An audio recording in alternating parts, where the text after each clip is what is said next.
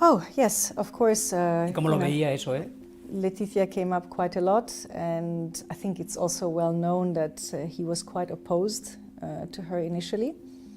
And I think the first few years must have been very, very difficult for her.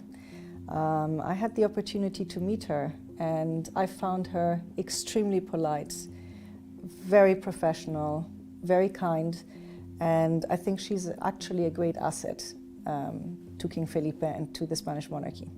But do you think that all that poorness was the reason that he's made a lot, so much money offshore in all these 40 years? I'm not a psychologist, but I imagine that if you experienced hardship, you don't want to repeat that. I also think that he had an enormous responsibility. He had a big family to take care of, including his sisters, nephews, everyone. And if you have such a big responsibility to keep everybody going, he obviously was able to do that. And it was legal under the Constitution. And none of the prime ministers until now have really questioned that modus operandi. Y la última pregunta, ¿teme usted por su vida? ¿Y usted, en esa relación, usted veía a doña Sofía, que la ha mencionado hace un rato, como una rival o era al revés? No, I had no reason to see her as a rival. The king explained from the very beginning, because I asked him, I did not want to get in the middle of a family dispute, what his wife would think, what her position would be if he entered in a more serious relationship. And he very clearly explained that Franco arranged that marriage initially, and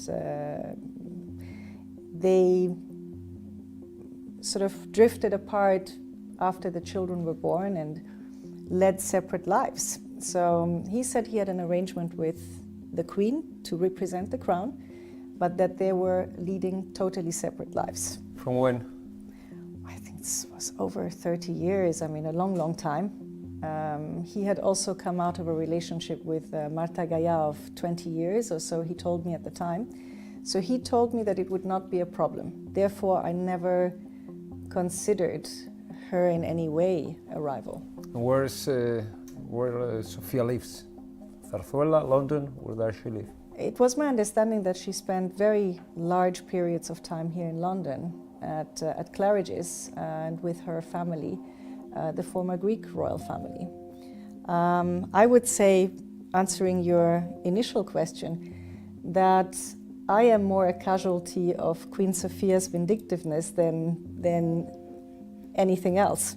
Tenía relaciones con otras mujeres cuando estaba con usted, pero él le haría muchas confidencias a usted mientras estuvieron.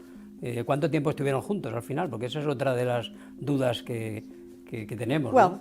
when people put out so much fake information and disinformation, it becomes difficult for people to understand what happened and what didn't happen.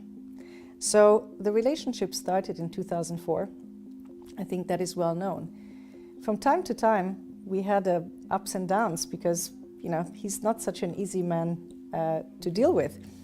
Since we never lived together, I would simply pack my suitcase and go home for a few months. So, this happened a couple of times. O sea, que tenía relaciones con otras mujeres cuando estaba con usted. Well, over time, it became apparent to me that he was not faithful to anyone, including me. And what also became apparent was that he wasn't leading a double life. People normally refer to men leading a double life. He was able to live multiple lives. So, it was not easy for anyone to handle. And in the end, I did not want to be part of a harem. So we instead were very, very close. And this romantic relationship evolved into a very close and deep friendship that lasted for many years after we ceased to have, say, the same relationship that we had in the beginning. When finished the relationship between you and Juan Carlos? In 2014. But I will tell you that the determining incidents that and the sentimental relationship? The sentimental relationship evolved because we had a breakup in 2009. I was very depressed. I went home, my father had passed away. I needed a few months to clear my head. You know that my son was considering the king his second father, and the king was very, very close to him. So when you have children in the middle, we had various discussions on the phone, saying, you know, should we try to make an effort for the sake of the children? So we were trying to be thoughtful about that. Despite the attempt, early in 2010, the king was diagnosed with quite a serious illness, and it was the tumor in his lung. He was convinced that it was cancerous, and he was quite frightened for his life. So at that point in time, it became more a case of not abandoning him during that difficult moment. And as you know, he never recovered very well from this surgery and multiple other surgeries. And then I really became just a loyal, devoted friend who was looking after him. And my family and I would visit him from time to make sure he was okay. This was a responsibility of Juan Carlos. Juan Carlos was a victim of Saint-Roldan and other people. Well, I am still trying to make sense of the complexities of everything that has happened. I would say certainly in the beginning, when Juan Carlos was very unwell, so I'm talking about 2011 to 2013, I certainly think that he was a victim of a conspiracy to get him to abdicate. That most certainly happened, and he expressed that to me very clearly. And he identified very clearly who that was and why that was. Who that was? Well, he said to me in 2011, he became aware of secret conversations taking place at the palace behind his back. He identified very directly that Queen Sofia and his relationship had become so dysfunctional, it was barely concealed hostility. And he said that she'd only remained there for such a long time to see that her son ascends to the throne, and that she couldn't wait for Felipe to become king because she had more influence over her son than over her husband. These were his exact words. So obviously there must have been people supporting her ambitions internally. Palace intrigue has been part of history for hundreds of years. Later on, in 2011, he also identified that he thought the new Prime Minister, Mariano Rajoy, did not have a positive view of Juan Carlos, that he was possibly trying to reduce his power and to weaken the institution of the monarchy. This is what he told me. And I think then, of course, the news scandal in end of 2011 created a monumental crisis for the royal family, and it was the first time that people started to ask questions about the financial dealings of the royal family, and particularly about the financial dealings and involvement of Juan Carlos in Iñaki Urdangarin's shady affairs. So this is what set this whole process in motion.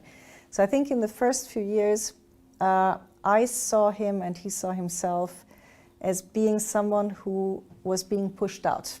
So there were people pushing for his abdication. Of course, they were successful. He abdicated in 2014. After that, I think the actions of General Sayn-Roldan, if you ask me, to destroy my reputation, to put me in fear, to throw me under the bus on a daily basis via his contacts in the media, did not result in a good outcome for a friendship, as you can imagine. So yes, do I think there are people responsible for having unraveled this relationship? Absolutely yes. ¿Pero el rey no estaba informado de todas esas acciones o de los contactos de Sayn-Roldan con usted? I think the king knew certain things. I'm not sure that he knew everything. I often question certain things, like the Monaco occupation or certain things that were being said to me. And what the king said to me differed from what the general told me. So did he give vague instructions, and did the general go beyond the remit of his instructions? Por lo que cuenta usted, todos los integrantes de la Casa del Rey estaban remando a favor Not all of de esa them, but dedicación, certainly, la mayoría. Certainly some of them. You always have to look at who ends up in the top position and who benefits. So, you know, ultimately you have to look at who ended up there and who benefited from that. Did he help Urdangarin's corruption? Well, I would certainly say that from my experience, there are two parts to your question that are important. Urdangarin was sent to me for me to find him a job outside of Spain. 2004. 2004. And I had quite long discussions with Urdangarin to find him an appropriate job, which I did. He ultimately rejected it because the financials were not so important. It was clear to me that he felt under some pressure to keep his wife, the Infanta Cristina, in the comfort and conditions that her parents expected, and that he was just a sportsman, and he had limited means of achieving that. So what we do know is that the treasurer of the News Foundation was Carlos García Revenga, who was the private secretary of the Infantas. And I am sure the royal household were quite aware of what was going on. Also, it turns out the CNI were, you know, copying the computers on a monthly basis. So I somehow find it difficult to believe that they were not aware of what was going on. Pero lo que sí es cierto es que en un momento intentaron utilizarla a usted también como muro, como chivo expiatorio en ese caso, ¿no? Yes, I mean, for me that was really, and I think few people understand that, in the relationship or in the friendship that then still existed with Juan Carlos, despite great suffering that I was exposed to, and so was my family, with all of these leaks post-Botswana. When I realized that the family conspired to use an innocent woman as a substitute for their daughter, I really became very, very frightened. I realized that the family could be very dangerous, that the moment their image and their situation was threatened, they would not hesitate to just use an innocent party and try to implicate them falsely. Incluso decían que lo habían echado de un palacio donde usted vivía en Madrid, el famoso palacio que era una casa de caza, ¿no? De la Angorrilla. Which palacio? The Angorilla. Corinna, ¿Juan Carlos le contó alguna vez cómo fueron sus años con Franco, sus inicios? Yes, he spoke about it quite frequently, actually. More frequently so when he was not in a good physical state. And you know, when you're worried about your life, you start remembering your childhood and many anecdotes. And he was telling me how he felt like a ping pong ball between his family and the General Franco. And he drove me by this monastery where he was educated in a very austere way. He explained that he had certain abandonment issues because he was not with his family, so it must have been quite difficult for him growing up between two opposing poles and navigating between General Franco and his own father, and in the end sacrificing his own father to get himself on the throne. So it was something that must have been psychologically for him quite difficult. ¿Y le hizo alguna confidencia sobre un hecho histórico en España, que fue el intento de golpe de Estado del 23 de febrero de 1981? I would say not in more detail than what you can read in history books.